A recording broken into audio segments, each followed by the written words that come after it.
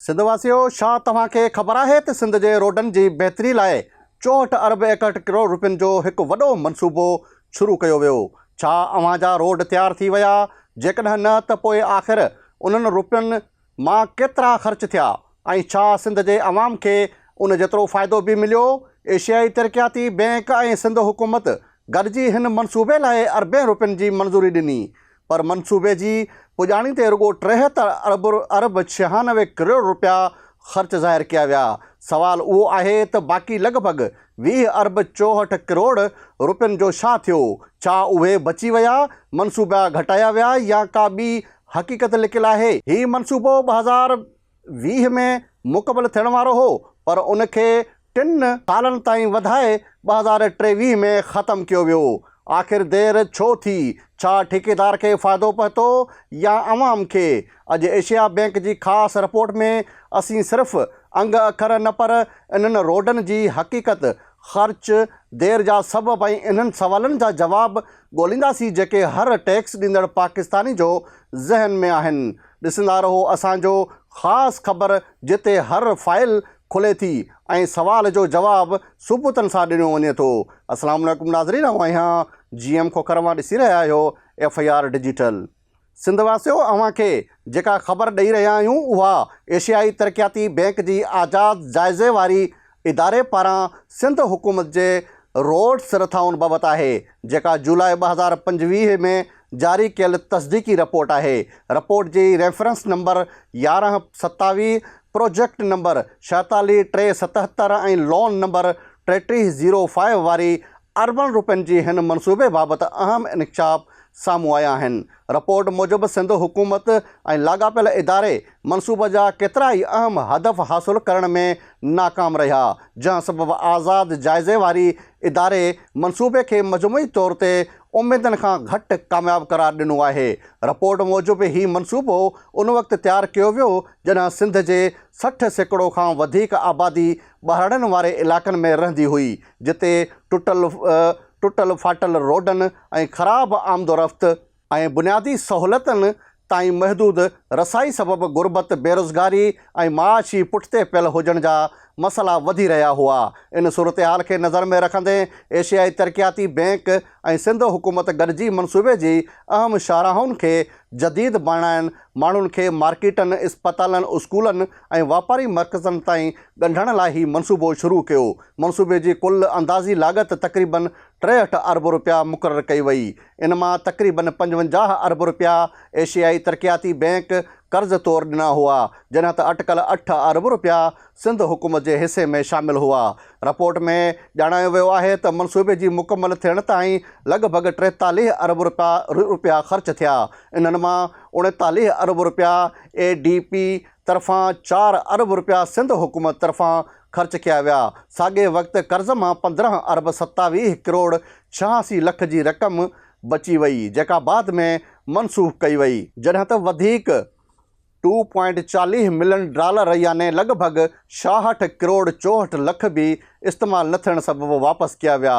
रथा तहत शुरूआती तौरु 328 किलोमीटर सूबाई शाहराहुनि जी बहाली जो हदफ़ रखियो वियो हो, पर घटि लाॻत सबबि बचियल फंड इस्तेमालु कंदे वधीक 80 किलोमीटर रोड शामिलु कया विया, जंहिंसां मजमूई देघ 408 किलोमीटर थी वई। रिपोर्ट मूजिबि रोडनि जी तामीर ऐं बहाली जो ही हदफ़ हासिलु कयो वियो, पर मनसूबे जा इदारती इंतिज़ामी हदफ़ हासिलु न थी सघिया। उहे रोड किथे तयारु थिया, रहिजी विया? रथा में 11 ज़िलनि खे शामिलु कयो वियो, जंहिंमें ठुल, कंधकोट, कशमोर, शेरामपुर, रतोदेरो, लाड़काणो, खैरपुर सांगड़, खैरपुर ऐं सांगड़, सांगड़ खैरपुर, मीरस ऐं सांगड़ खैरपुर ख़ासि, टंडो मोहम्मद ख़ान, बदीन, टंडो मोहम्मद ख़ान ऐं बदीन ऐं डिघड़ी, नौकोट, उमरकोट।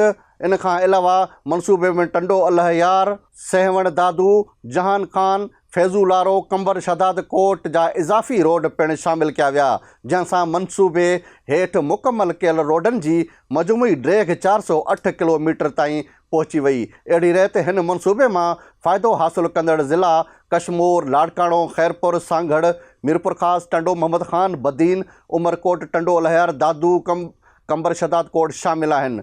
रिपोर्ट में चयो वियो आहे त वर्क्स एंड सर्विस खाते जे 1800 मुलाज़िमनि खे तरबियत ॾियण जो हदफ़ मुक़ररु कयो वियो हो, पर रुगो 944 मुलाज़िमनि खे तरबियत मिली। अहिड़ी तरह जदीद रोड मैनेजमेंट सिस्टम खे मुकमल तौर फ़ाल करणु, रोडनि जी सार संभाल खे सियासी बुनियादनि ते हलाइण ऐं Sindh national road master plan खे मंज़ूर कराइण जा मक़सद बि पूरा न थी सघिया। ADPA जी आज़ादी जाइज़े वारी रिपोर्ट मूजिबि सिंध हुकूमत कर्ज़ी मुआहदे में शामिल केतिरनि ई अहम शर्तनि ते बि मुकमल अमल न कयो। रोडनि जी सार संभाल वारी बजट में हर साल नुमाया वाध करण जो बि वाइदो पूरो न कयो वियो। बहाल कयल रोडनि जी सार संभाल निजी शोबा लाइ हवाले करण वारो शर्त बि लागू न थी सघियो। इन खां अलावा औरतुनि जी शमूलियत ऐं सनफ़ी बराबरी बाबति बि मुआहदे मूजिबि क़दम न खयां विया।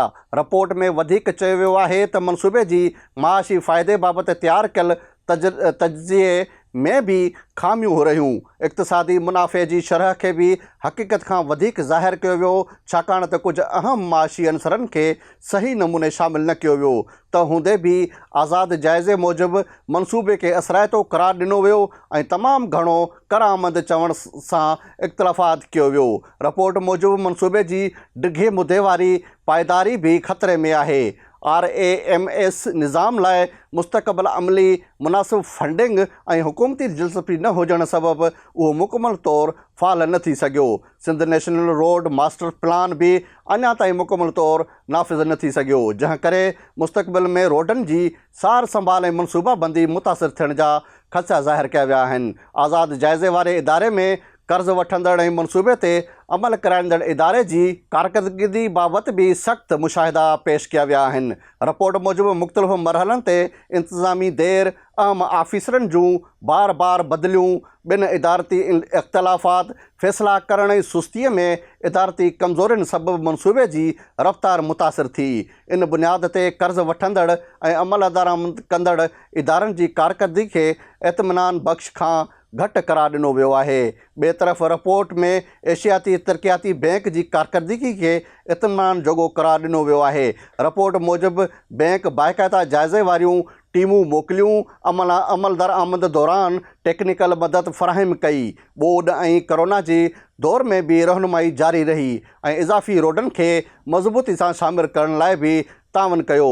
रिपोर्ट जे आख़िर में ADB सिफ़ारिश कई आहे त सिंध हुकूमत जल्द इज़ जल्द नेशनल रोड मास्टर प्लान मंज़ूर करे रोडनि जी सार संभाल लाइ बजट वधाए, ड्रेम्स खे मुकमल तौर ते फ़ाल बणाए, मुस्तक़बिल अमले ऐं फंडिंग जो बंदोबस्त करे, रोडनि जे बाक़ाइदा सर्वे कराए ऐं मुस्तक़बिल जे मनसूबनि में इदारती सुधारनि खे तरजीह ॾिनी वञे त जीअं अरबें रुपयनि जी सीड़पकारी जा हक़ीक़ी नतीजा अवाम ताईं पहुचनि। सिंधवासियो, व्याज वठी अवामी रथाउनि वारे हिन मनसूबे जा अंग अखर ॿुधाइनि था त हिन रथा सां जेके 408 किलोमीटर रोड बहाल थिया या न, उहो इन्हनि ज़िलनि जा अवाम ऐं माण्हू ॿुधाईंदा। पर एशियाई तरक़ियाती बैंक जी आज़ाद जाइज़े वारे रिपोर्ट जे मुताबिक़ मनसूबे जा केतिरा ई अहम इदारती हदफ़ पूरा न थी सघिया।